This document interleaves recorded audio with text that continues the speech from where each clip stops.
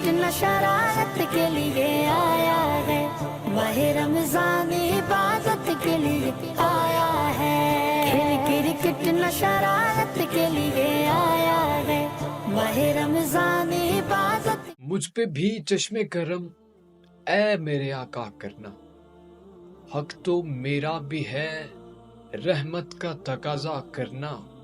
मैं के जर्रा हूँ मुझे वुसअते सहरा दे दे, कि तेरे बस में है कतरे को भी दरिया करना।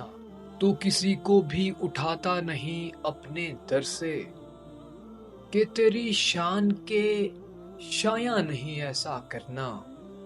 और ये तेरा काम है ऐ आमिना के दुर्रे यतीम, सारी उम्मत की शिफात तने तन्हा करना। वो तेरा दर्स के झुकना तो खुदा के आगे, और तेरा हुक्म के खालिक को ही सजदा करना।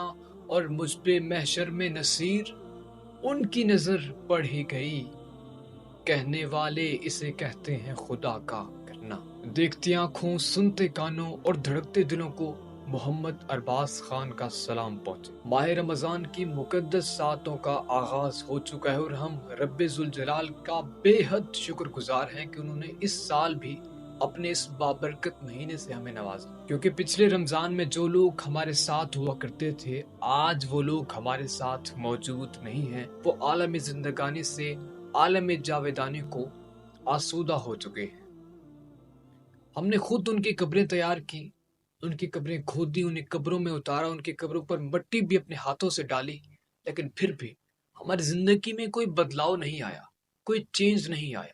हजूर वाला, हम किस तरह की जिंदगी गुजार रहे हैं? क्या यह जिंदगी खालिक दो जहां के हुक्म के मुताबिक है? आजान का वक्त हुआ, आजान सुन ली, लेकिन नफ्स ने कहा कि अभी कुछ और सो लो।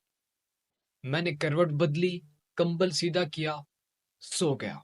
अगर मैं इस नफ्स के तकाजे को रद्द कर सकता और मुझ में होती इतनी ताकत कि मैं उठ खड़ा होता और मस्जिद की जानिब जाता, तो साबित हुआ कि हमारा पहला जिहाद नफ्स के साथ जिहाद है। और इस नफ्स के साथ ये नफ्स अकेला नहीं है, इसके पीछे एक बहुत बड़ा शैतान लईन बैठा हुआ है। वो नफ्स को हमेशा उकसाता रहता है। अल्लज़ी युवस्विज़ु फी सुदूरिन नास, ये इश्तियाल पैदा करता है, पट्टियां पढ़ाता है नफ्स को, बुराई को मुज़य्यन करता है, बेहयाई को फैशन का नाम देता है। ये सारा कुछ ये शैतान लेन कर रहा है। जब हम शैतान का ही मुकाबला नहीं कर सकेंगे तो फिर अल्लाह की बंदगी किस तरह हासिल कर पाएंगे?